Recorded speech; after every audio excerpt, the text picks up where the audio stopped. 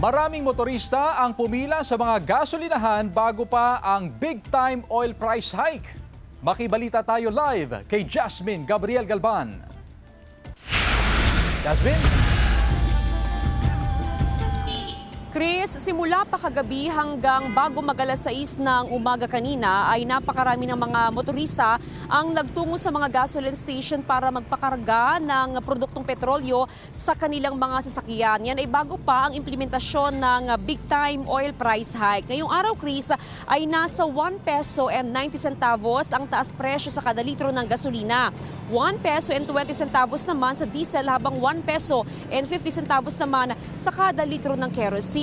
Samantala, Chris, kinundin na at nanawagan ng grupong Piston na itigil na ang nagpapatuloy na gulo sa pagitan ng Iran, Amerika at Israel. Isa raw itong malaking banta sa transport workers sa Pilipinas at sa milyon-milyong pamilya ng overseas Filipino workers. Ayon naman sa Department of Energy, posibleng maramdaman ang epekto ng gulo sa Middle East sa pagtaas ng presyo ng petrolyo sa Pilipinas sa mga susunod na linggo. Patuloy rin imomonitor yan ng Department of Energy.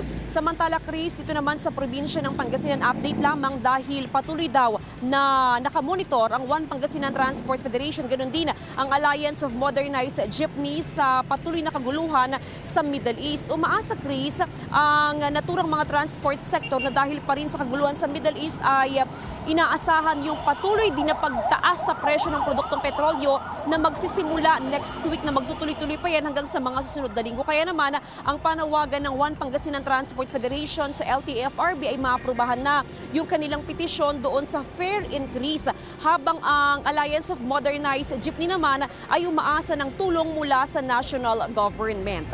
Chris? Maraming salamat, Jasmine Gabriel Galban.